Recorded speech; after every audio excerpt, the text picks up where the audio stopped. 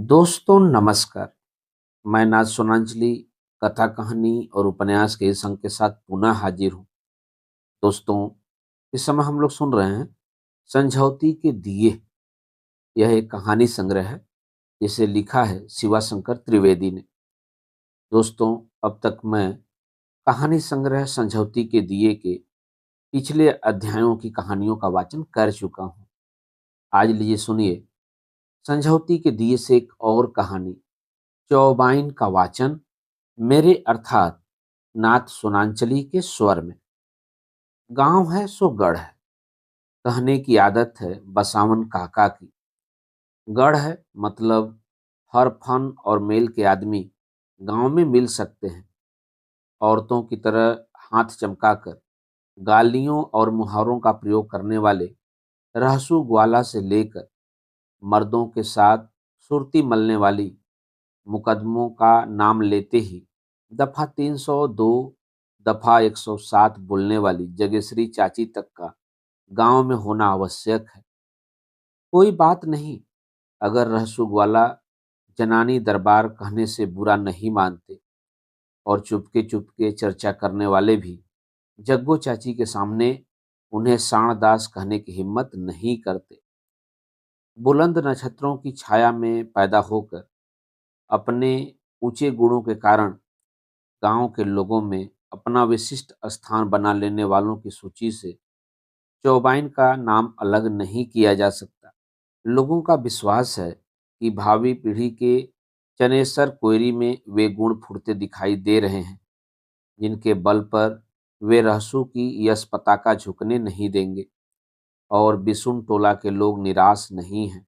जग्गो चाची बिसुन टोला की ही हैं, और सट्ठा तपट्ठा कहकर बिसुन टोला के लिए दुल्हा बनने के लिए बूढ़े सौरू मिसिर भी अकड़ जाते हैं। लेकिन हमारी चौबाइन की प्रतिलिपि फिर कभी हासिल हो सकेगी, विश्वास नहीं होता। गणेशवा के घर गीत गाते गाते चौबाइन अचानक उठकर चल देंगी। जुगतिया के बाप मरे हैं, वहां जाना होगा। रंगीला के घर बिलाप करने वालों को ढांढस बधाते बधाते अचानक सतर्क हो जाएंगी। हरबंसवा के घर शगुन उठाना है। एक घर से सोहर गाकर उठेंगी तो दूसरे घर चुमावन का गीत गाएंगी। यह रोने गाने की व्यस्तता घाट से लेकर घुसार तक, मेले से लेकर बाजार तक रहती है। सुदिष्टि बाबा के मेले में मैंने देखा है चौबाइन के साथ रोने भेटने के लिए एक साथ पांच पांच औरतें पोखरे पर खड़ी हैं। बाजार से लौटते समय भी देखा है चौबाइन सड़क के किनारे हटी, एक औरत से अखबार लग कर रोईं और फिर हंस हंस कर कुशल मंगल की जानकारी करने लगी। गांव समाज में उनका आदर भी खूब है। किसी के भी घर आएंगी, नई बहुएं उनके पैरों से आचर छुआ कर माथे से लगाएंगी। भले ही चौबाइन को जल्दी हो, एक बार पीढ़ा पर बैठकर बहुओं को आशीष दिए बिना नहीं जाएंगी। घर घर में उनके लिए तेल उपटन तैयार रहता है, हाथ पर दबाए जाते हैं। बहू कमरे में चौबाइन की पीठ पर तेल लगा रही है, चूड़ियां खनखनाकर पीठ की अकड़ निकाल रही है। और जेठ जी भोजन करने आए हैं। कोई हर्ज नहीं, आधी घड़ी की तो बात है। बहू परोस खिलाकर लौटेगी, तब तक चौबाइन पीठ उघाड़ी ही बैठी रहेंगी। शादी परोजन के मौकों पर लोग ठाकुर जी की थाली के साथ ही चौबाइन की थाली भी भेज देते हैं। और जाड़े में प्रतिदिन मड़ई भड़भुजा अपनी पत्नी का आदेश पाकर खुशी खुशी उनके घर एक बोरसी आग पहुंचाने का पुण्य लूटता है। एकादशी का पारण कितने बजे होगा? चौबाइन घर घर सूचित कर आएंगी। महीने में कौन कौन सी तिथियां एक ही दिन पड़ेगी, अथवा सप्तमी कब 2 दिनों की होगी, कौन महीने 2 होंगे, अथवा ग्रहण कब लग रहा है। चौबाइन सबकी पूर्ण जानकारी रखेंगी। किस व्रत में दांत से तिनका सटाना भी पाप है, और कौन सा उपवास आलू शकरकंद उबाल कर ठूस लेने से भी खंडित नहीं होता। चौबाइन इसकी जानकारी की जीती जागती सूची है। केवल इसीलिए नहीं कि चौबाइन को सारे गांव के परिवारों की 5-7 पुस्त की नामावली और इतिहास कंठस्थ है। उनकी प्रतिष्ठा कई अन्य गुणों से भी है, किंतु सब गुणों का सिरमौर है उनका सलाहकारी स्वभाव। गांव को लंका नहीं मानने पर भी चौबाइन को त्रिजटा मानना ही पड़ता है। किसी बूढ़े बच्चे को चेचक होगा तो चौबाइन की अनुमति के बिना दवा पानी की बंदी रहेगी। चौबाइन जब तक सपना नहीं देखें किसी की मृत्यु नहीं होती। गांव में किसी की अकाल मृत्यु हो जाए तो चौबाइन स्पष्ट कर देती हैं कि कब टिटहरी पक्षी गांव के ऊपर बोला था या कब सियारन फेकरी थी। इस प्रकार उन्हें इहलोक से परलोक तक का ध्यान रखना पड़ता है। गांव की औरतों का झुंड जब तीर्थ स्थान के लिए जाएगा तो चौबाइन ही उसका नेतृत्व करेंगी, किंतु चौबाइन की यह महामानवता अब नई पीढ़ी को जाने क्यों पसंद नहीं आती। मैं जब वाराणसी विश्वविद्यालय में पढ़ता था तब भी चौबाइन कई बार कॉलेज में और कई बार छात्रावास में आ धमकती, पीछे पीछे 5-10 घूंघट बंद औरतों का गिरोह लिए। जब वे आगे आगे चलती हुई कक्षाओं में घुसकर मेरा अनुसंधान करती फिरती और मेरी इज्जत प्रतिष्ठा धूल में मिलाती फिरती तो उन्हें बड़े गर्व का अनुभव होता था। एक दो बार देखा कि वे हुक्का गठरी और ठाकुर जी की मूर्ति लिए मेरे छात्रावास के बरामदे में जमी हुई हैं तो मुझे बहुत बुरा लगा था। कई बार चौबाइन मुझसे नाराज हो जाती हैं, मैं भी उनसे नहीं बोलता। नाराजगी का कारण उनकी विराट मानवता और मेरी सीमित आधुनिकता के बीच का अंतर ही है, किंतु मेरे उनके बीच का मनमुटाव औरों पर कोई असर नहीं डालने पाता। मेरी बहुरिया से तेल उपटन लगवाने में, मेरी नन्ही को हलराने दुलराने में, मेरी अगली संतान बालक हो इसके लिए ओझा गुनियों से भभूत या शोखों से जंतर बनवा लाने में, प्रतापी ब्रह्मस्थानों की बिरदुआवली सुनाकर माँ को प्रभावित करने में वे चूक नहीं करती। यहाँ उन्हें असंतोष अवश्य होता है कि मैं न तो जदुवंशी जैसा धर्मात्मा हूँ कि गले में डोरा ताबीज या घंटी बंधवाऊं, न बिहारी तेली जैसा आधुनिक हूँ कि अपनी पत्नी के लिए चोटी पाउडर खरीदता फिरूं, और न रघुवंशिया जैसा प्रगतिशील ही हूँ कि अपनी पत्नी को साथ लेकर किसी ब्रह्म स्थान का दर्शन करने जाऊं। एक बार की घटना ने मेरे और चौबाइन के बीच मन मुटाव की एक दीवार खड़ी कर दी। ये अंतर यह है कि मैं उससे होने वाली क्षति के कारण आज तक क्षुब्ध हूँ और चौबाइन उसे मेरा उद्धार मानती थी और मेरे ऊपर धौंस भी जमाती थी। जे कहे खातिर चोरी करी से ही कहे चोरा चोरा, अर्थात जिसके लिए चोरी की वही उल्टे चोर चोर कहे। बात यूं है कि अपने पास आए हुए सभी पत्रों को बड़े यत्न से संचित करता हूँ। अवकाश के समय इनके माध्यम से अपने अतीत में उतरने में जो आनंद आता है उसके सामने अच्छा से अच्छा उपन्यास भी फीका लगता है। पत्र पढ़ने के साथ साथ अतीत मुखर होता जाता है। जीवन की पगडंडियों पर उभरे रोड़े, मील के पत्थर और स्नेह स्मारक बरबस स्मृति में सजीव होते जाते हैं। परिस्थितियां और चेहरे जीवन के साथ प्रभावित होते नजर आने लगते हैं, लेकिन नेम धर्म की दुनिया से भी अधिक सरोकार रखते रखते जाने चौबाइन को इंजीनियरिंग का बोध किस प्रकार हो गया है।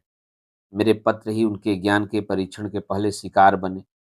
एक दिन जब मेरी बहुरिया उनकी पीठ में तेल मल मल कर कड़क निकाल रही थी, उन्होंने मेरी माँ को विज्ञान के जीवनोपयोगी प्रयोगों की शिक्षा देकर अपने पक्ष में कर लिया।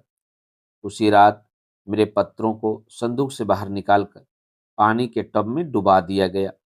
अगले दिन चौबाइन के निर्देशन तथा माँ के अनुशासन में मेरी भाभी जी तथा बहुरिया ने उन्हें उखल में डालकर उन पर मूसलों की अंधाधुंध वृष्टि की। लुगदी तैयार होने पर माँ ने चौबाइन के आदेश से एक टोकरी उलटकर उस पर लुगदी की तरह जमा दिया और सूखने के लिए धूप में छोड़ दिया। शाम को लुगदी ने जब उसे आकार प्रकार की हल्की सुंदर टोकरी का रूप धारण कर लिया तो माँ की खुशी का ठिकाना नहीं रहा। उसने चौबाइन के बृहद ज्ञान का लोहा मान लिया और उसके मन में चौबाइन की प्रतिमा उसी जगह आसीन हो गई, जो जगह आमतौर से न्यूटन या आइंस्टीन के लिए सुरक्षित मानी जाती है।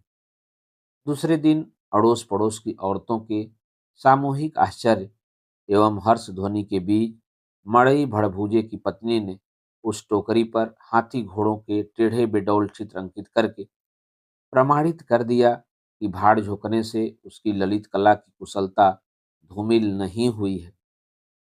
2 महीने बाद गर्मियों की छुट्टी में घर आया।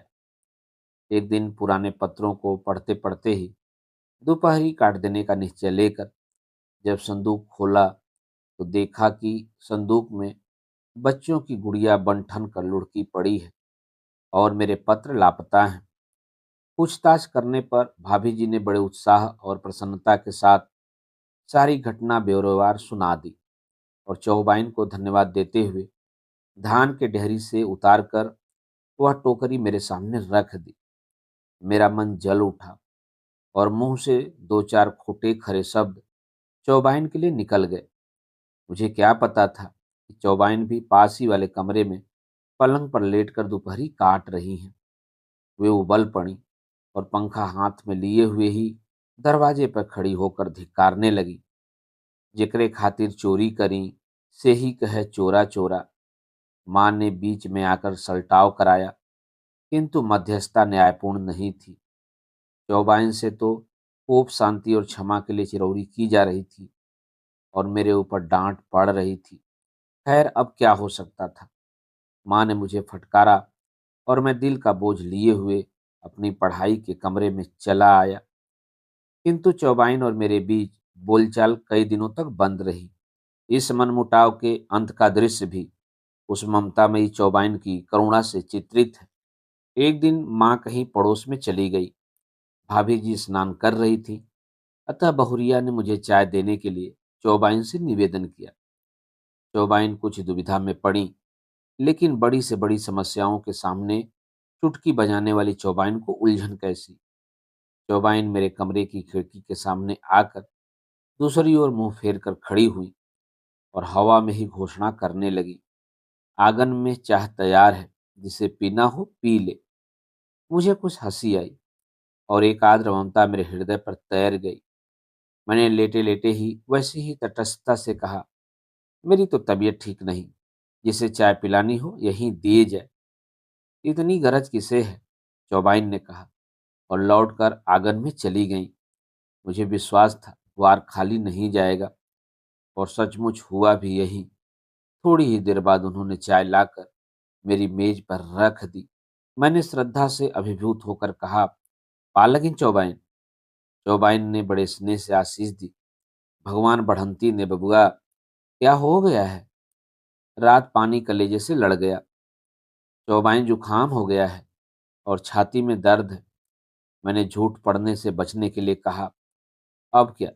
चौबाइन पिघल उठी। लौंग जलाकर पान के साथ खा लो। रात को एक छटाक बतासे खाकर सो जाना। चाहे जितनी प्यास लगे, उठकर पानी मत पीना। जुकाम बिल्कुल ठीक हो जाएगा। अभी तो मैं जाकर अदरक पकाकर ला रही हूँ, उससे छाती का दर्द कम हो जाएगा। अब चौबाइन को चैन कहाँ। दौड़कर घर से अदरक, घी और गुड़ का अवलेह पका लाई। मुझे जुकाम तो कहाँ था, लेकिन वह स्वादिष्ट और फिर आशीष पर आंट कर बनाया हुआ वह अवलेह मैं चाट गया। चौबाइन के न तो कोई संतान है और न कोई बड़ी जायदाद।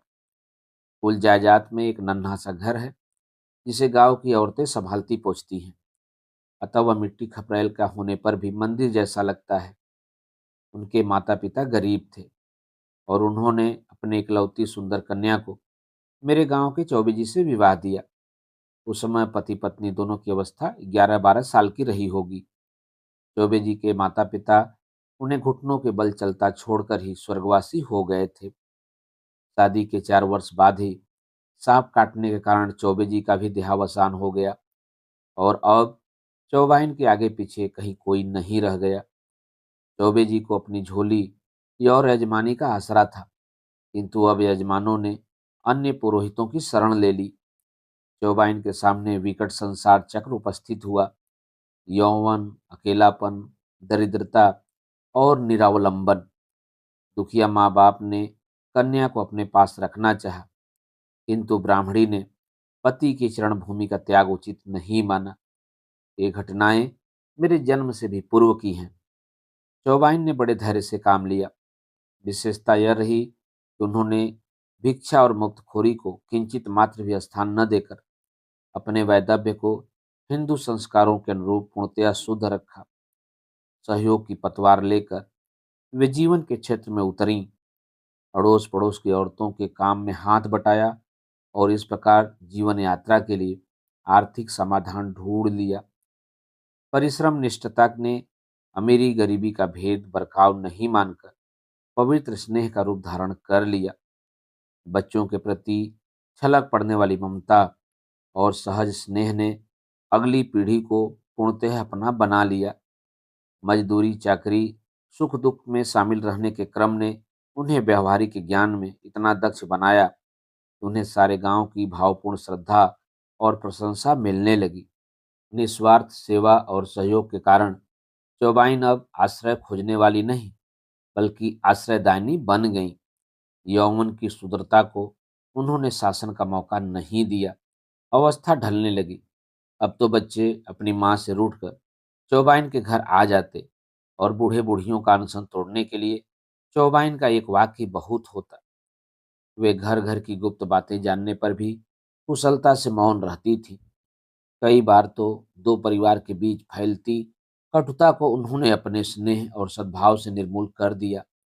दो विरोधी परिवारों को एक साथ करके स्वयं तटस्थ हो जाना और कटुता को बीच में आकर मिटा देना उनका स्वभाव भी था और कौशल भी। उन्हें बड़ा संतोष रहा कि उनके गांव में कलह नहीं आता। अपने प्रभाव के उपयोग से उन्होंने गांव में चार कुएं खुदवा दिए और मंदिर का भी जीर्णोद्धार करा दिया।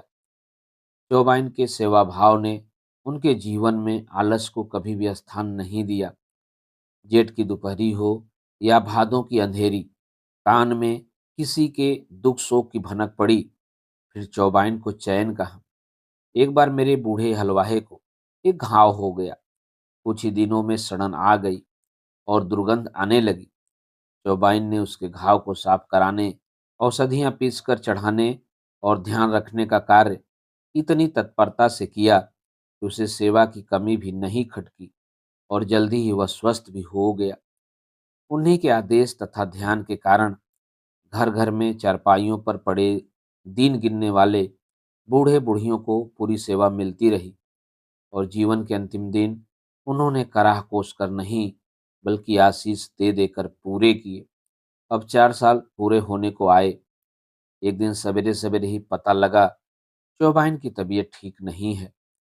गांव की गली गली से लोग उन्हीं के घर की ओर आ रहे थे। मर्द और औरतें, बच्चे और बूढ़े, यहाँ तक कि पर्दे में रहने वाली बहुएं भी व्यग्रता से उधर ही जा रही थी। मैं भी गया। पास जाकर देखा चौबाइन एक चारपाई पर पड़ी हैं।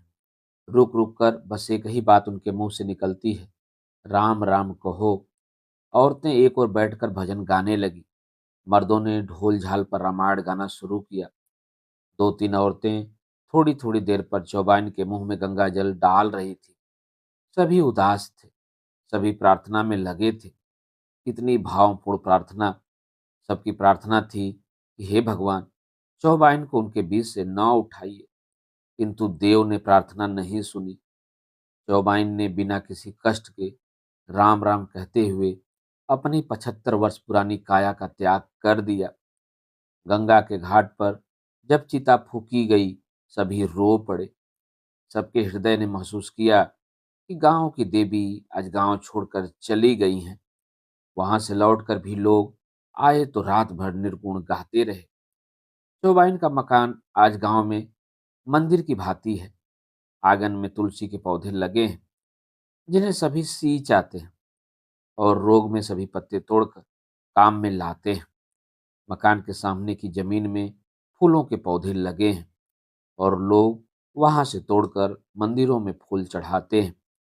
इस बार ग्राम पंचायत के चुनाव के बाद जब शपथ ग्रहण की बात उठी, तो सबने चौबाइन के मकान पर शपथ लेने की बात को सबसे अधिक उचित माना। बुजुर्ग तो विरोध करते ही क्या, आधुनिकों ने भी श्रद्धापूर्वक प्रस्ताव का अनुमोदन किया। दोस्तों अभी आप सुन रहे थे संझौती के दिए से कहानी चौबाइन का वाचन मेरे अर्थात नाच सुनांचली के स्वर में। दोस्तों संझौती के दिए से और कहानियों को सुनने के लिए आप मेरे साथ कथा कहानी और उपन्यास के साथ जुड़े रहें। धन्यवाद। नमस्कार।